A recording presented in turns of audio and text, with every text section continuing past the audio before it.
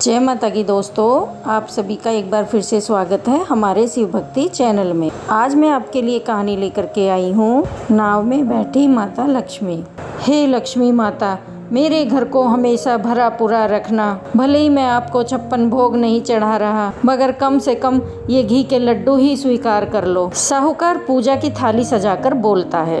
अरे राजू, इधर आओ जरा। तुझे कितनी बार समझाया है कि सिर्फ एक ही लड्डू लाना। महंगाई कितनी बढ़ गई है और तू बेफिजूल के खर्चे कर रहा है। घी का एक लड्डू 5 रुपए का आता है, 5 रुपए का। इसे मैं 2 दिन में आधा आधा भोग लगाता हूँ। आज तू 2 लड्डू क्यों लाया है? मालिक, हलवाई के पास छुट्टे पैसे नहीं थे तो उसने 10 रुपए के 2 लड्डू दे दिए। अरे ये सब कस्टमर को ठगने के नुस्खे हैं। मैं तुझसे जितना बोलूं उतना ही लाया कर। अब मैं तेरी तनख्वाह से 5 रुपए काट लूंगा। मैंने 2 लड्डू नहीं मंगाए थे, ये तू खुद लाया है। इसकी सजा तुझे ही भुगतनी होगी।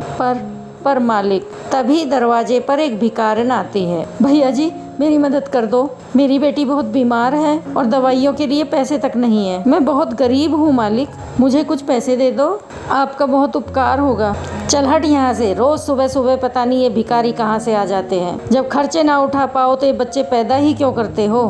तेरा बच्चा मरे या जिए, मुझे इससे क्या मतलब। तू कहीं और जाकर पैसे मांग। यहाँ कोई धर्मशाला नहीं खोल रखी है मैंने। साहूकार पूजा पर ध्यान लगाते हुए, तो मैं कहाँ था?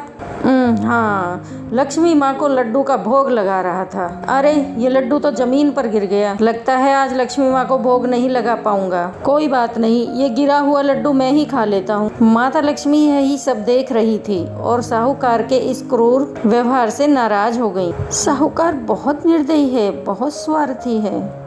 मैं यहाँ अब और नहीं रुक सकती। माता लक्ष्मी साधारण स्त्री के रूप में पैदल मार्ग पर चली जा रही थी। तभी उन्हें वहाँ पर नाव पर बैठा हुआ एक नाव वाला मिला। भाई साहब, क्या आप मुझे नदी पार करा सकते हैं?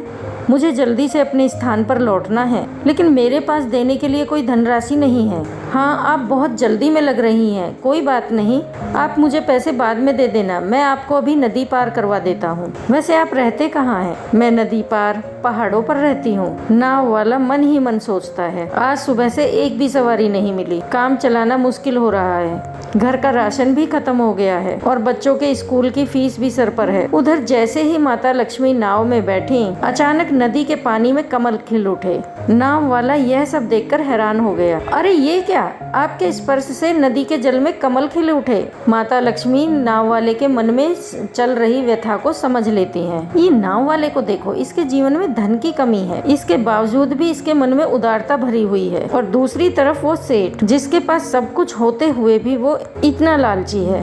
बेटा, तुम बहुत उदास दिखाई दे रहे हो। अपने मन की बात मुझसे कहो। मैं बहुत गरीब हूँ माँ, पर परिवार का गुजारा मुश्किल से कर पाता हूँ। मेरी पत्नी और एक मेरे बेटा है। आज सुबह से ही मैं सवारी की तलाश में हूँ, पर मुझे कोई नहीं मिला। मेरे बेटे की स्कूल की फीस भरनी है। मुझे समझ नहीं आ रहा कि मैं पैसे कहाँ से लाऊं। बेटा, चिंता मत करो, सदैव अच्छे कर्म करते रहो। इंसान के जीवन में सदा ही उसके अच्छे कर्म साथ देते हैं। देखना, तुम्हारे दुख के दिन जल्दी ही दूर हो जाएंगे। माता, नदी का किनारा आ गया, अब आप आराम से उतर जाइए। तुम्हारा बहुत बहुत शुक्रिया, मैं अब चलती हूँ। जैसे ही माता लक्ष्मी नाव से उतरी, नाव अचानक सोने का हो जाता है। यह देख मोहन की आंखें खुली की खुली रह जाती हैं। अरे ये कैसे हो गया? मेरी नाव सोने की हो गई। ये कोई साधारण औरत नहीं, ये तो स्वयं माता लक्ष्मी थी। माँ, मुझसे बहुत बड़ी भूल हो गई, मैं आपको पहचान नहीं सका। मुझे माफ कर दो माँ, मुझे माफ कर दो। मोहन जैसे ही अपनी आंखें बंद करता है, वह बूढ़ी औरत उसे देवी लक्ष्मी के रूप में दिखाई देती है। पुत्र,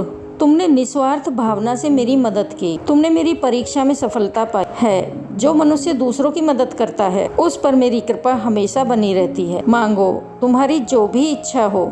माँ, मुझे बस इतनी शक्ति देना कि मैं मेहनत करके अपने परिवार का पालन पोषण कर सकूं और आपका आशीर्वाद सदैव मेरे परिवार पर बना रहे। आज से मैं स्वयं तुम्हारे घर में निवास करूंगी। तुम्हारे घर में हमेशा धन और शांति बनी रहेगी। तथास्तु। मोहन जब आंखें खोलता है तो वह अपनी सोने की नाव पर सोने से भरे थैले पाता है। अब माता लक्ष्मी की कृपा से नाव वाले नाव वाले मोहन की गरीबी दूर हो गई और उसका जीवन खुशियों से भर गया। दूसरी ओर घर से देवी के चले जाने के बाद सेठ के घर दरिद्रता आ गई। उसकी सारी धन संपत्ति खत्म हो गई। तो दोस्तों, कैसी लगी आपको हमारी ये कहानी कमेंट करके ज़रूर बताना। कमेंट बॉक्स में जय माँ लक्ष्मी की लिखना, अपने दोस्तों के साथ शेयर करना और चैनल को सब्सक्राइब करना नहीं भूलना और माता रानी के लिए एक लाइक ज़रूर देना। राधे राधे, जय श्री कृष्ण, जय माता।